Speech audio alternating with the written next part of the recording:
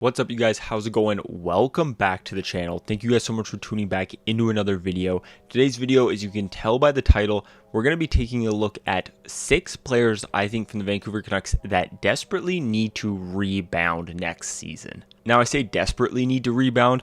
There is a couple of players on this list that I think need to kind of improve from last season, but it's not like desperate. It's not dire. There are some players, like 3 players on this list, that really do need to improve for their career's sake. Before we get into it, as always, if you guys are new to the channel and you guys are Canucks fans like myself, it would mean a lot if you guys subscribed and liked the video if you enjoyed a lot more Canucks content coming up on the channel. I also like to talk about hockey jerseys. As you can tell behind me, I collect them, so you'll be seeing lots of hockey content, hockey jersey content on the channel, as well as Canucks content, so the support means a lot. Now let's dive into this, and I just want to start off by saying that these are players, not only have they kind of struggled last year, some of them struggled last year, and I think these are players that really do need to rebound like desperately next season, but some of these players are players who actually played somewhat decent last year, but I think they can give it another gear and even be better, and we'll talk about those guys as well. So let's dive into it with the first player here, and that is Nils Hoglander. Now, Hoglander's had an interesting career with the Vancouver Canucks, originally drafted in the 2nd round. He came in with his rookie year and played actually really well, putting up 27 points in 56 games with 13 goals. He looked very dynamic. He was one of those quick players, really quick on the puck. He reminded me a lot of like Jannik Hansen in the sense that he was just really fast, very determined, not the biggest dude, but played with like that. He was big. He played with size, even though he didn't have size, and he was just hungry on the puck, and he was really fun to watch. Even if he went out there and didn't generate points, he was always going out there and giving it his all and just playing hard. And he definitely still has that to his game, but it's something that's kind of died down a little bit, and you kind of stop seeing in his game a little bit as he started to kind of struggle in the NHL. His next year is the year he definitely had the biggest step back, and that is 18 points in 60 games. He still got 10 goals, but he kind of struggled. That's the year the Canucks all just generally struggled. And then last year, he only played 25 games in the NHL, and he had 9 points, which definitely is still not ideal and what you'd want from Nils Hoglander. He also played some games in the AHL, as he played 45 games and had 32 points, which honestly is not that bad, and he was a beast in the playoffs as he had 6 points in 6 games, 3 goals and 3 assists.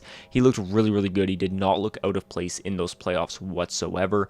So what do I kind of expect from Nils Hoglander? What's kind of a bounce back in my eyes? I see Nils Hoglander just kind of as that solid 3rd line forward. He's a guy you're going to put out there. He's not going to do anything like super wrong on there. He may not put up like tons of points. I'm thinking like around 40 points is good for Nils Hoglander. If he puts up 40 points with like 15 goals, maybe even 20 goals, I'm happy in my opinion. The big struggle for him so far has been his lack of production. He just hasn't been able to produce. He's gotten some good opportunities in the NHL, been in good positions, but he just can't finish it and put the puck into the back of the net, and that's kind of been the biggest downfall to him and the biggest struggle. So like I said, probably around 20 goals, 15 to 20 goals is ideal for him. I think around 40 points would be sick, and just a good, hard-working 3rd liner. That's what we need to see from him this season. We need him to come out in training camp, just prove that he deserves to be in this team and that his time in the AHL was worth it, and just come out and play hard. That's exactly what we need to see from him. And I do think that is a possibility. I think it's very important for him to do this season, as he's kind of already getting up there. He's 22 years old. I believe he's going to be 23 next season. This is his time now. He spent some time in the AHL. He's had some seasons in the NHL. This is his time to really come out and solidify himself as an NHLer. I think this is the year that you start to really realize what player you have. So I hope good things. I love the dude so much. Okay, this next guy is the exact same as Hoglander in the sense that this is his year. Like, you know what you're going to get from him. He's 22 years old, going to be 23. This is his breakout moment, and that is Vasily Podkolzin, who we drafted in the same draft as Nils Hoglander. We just picked him in the 1st round. I have him on this jersey here. I'm a big Podkolzin fan. I love the way he plays. He's kind of a guy that can play physical and play fast. He reminds me when I watch him play like a bull in a china shop. He just skates like crazy, doesn't care who he's going to run into. He just goes, and I like that about him. What I think is very sneaky about Vasily Podkolzin's game is actually his shot. I think he has a very deceptive shot and actually has a really good shot. And I think if he shoots more and puts himself in good positions, I genuinely see him putting up decent points, and especially goals. Like, I think he could be a consistent 20 goal scorer in the NHL. He just needs to have some confidence and believe in his shot a little bit. I also like to see him drive the net more. That would be sick. So his time in the NHL, his first season, he did not play super well. In 79 games, he had 26 points, which honestly, 14 goals is not too shabby. That's on his way to that 20 goal mark, which I was thinking.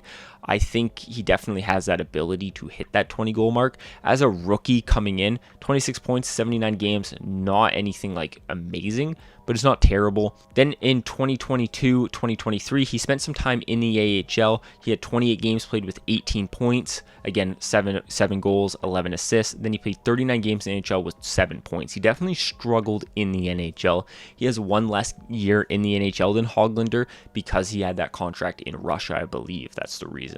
This is definitely a big year for both players, especially Vasily Podkolzin. I think this is the season that he can come into this team and solidify himself. Where I think he can get and where his ceiling is I genuinely see him as a solid second liner. I think he still has that in him.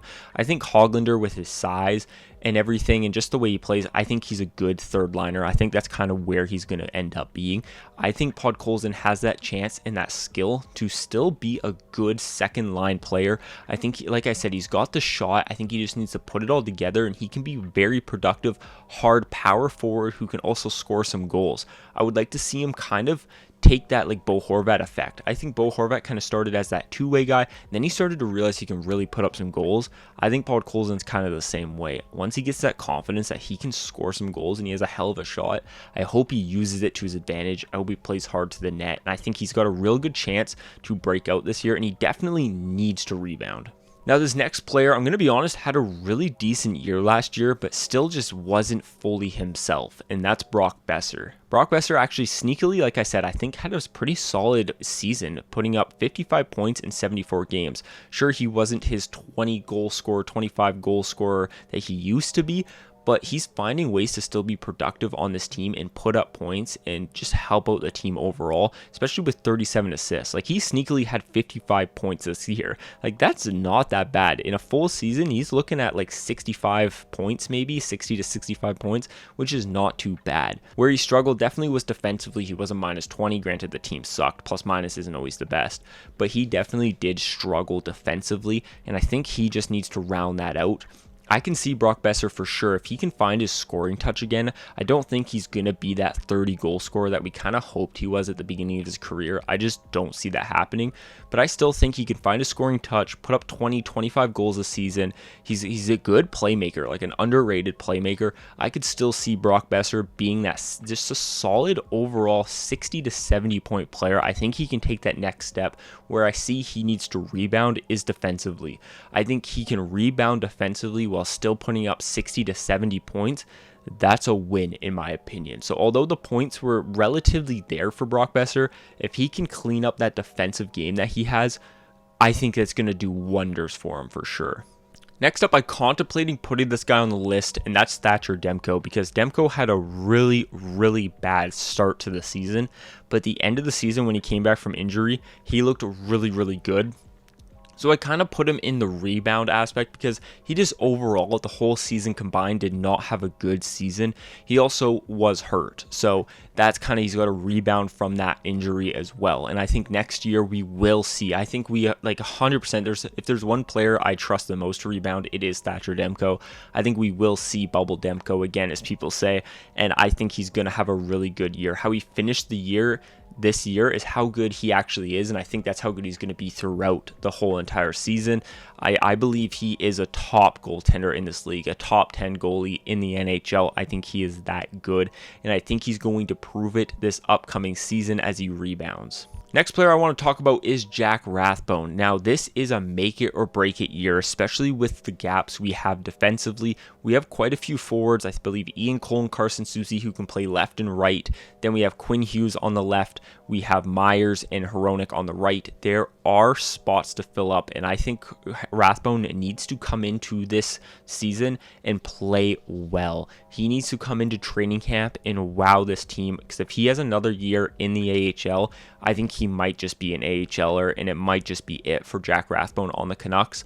He may get traded and still do something. He may pull some like Jalen Chatfield thing. I would pull a rabbit out of the hat and play really good when he gets traded. I just think this is his season, or his time with the Canucks, or his time in the NHL at least for the Canucks is done. I think he will be an AHLer in the Canucks' eyes at that point. Last player I want to talk about is JT Miller. JT Miller, point-wise, had a really good season still. He was under a point per game, but I mean, damn, he was still JT Miller. The beginning of the season, the whole Canucks thing was just a mess. Everything about the Canucks was a mess. I think JT Miller was a mess. I mean, just everything about the Canucks was a mess. But when we hired Rick Tocchet, you could start to see JT Miller find his game, find his groove, find his confidence again, and start focusing on him and not complaining, not focusing on the just all the other stuff that he can't control. He focused on what he can do, and that's play good on the ice. And we started to see a really good JT Miller. I think he's going to rebound, and his two-way game is going to improve next year. He's not going to be one of the worst. He's definitely not going to be the best. I don't think that's who he is. And you definitely got to put two-way guys on the line with him. But I do, however, think he is going to improve that two-way game, and we will see a more improved JT Miller. So there you guys have it. Those are 6 players on the Canucks that I think need to rebound next year, 3 of which I think will, and that is definitely Brock Boeser, Demko, and JT Miller. But there's 3 players that I'm still skeptical on, and that's Hoglander, Podkolzin, and Rathbone. Let me know down in the comments you guys think. Who's your guys' top player that needs to rebound next season? If I had to pick a top player that needs to, it's Vasily Podkolzin in my opinion. Maybe even Jack Rathbone. I don't know. There's a lot. But let me know down in the comments your guys' opinions. Again, I appreciate the support. I'll talk to you guys in the next one. Peace.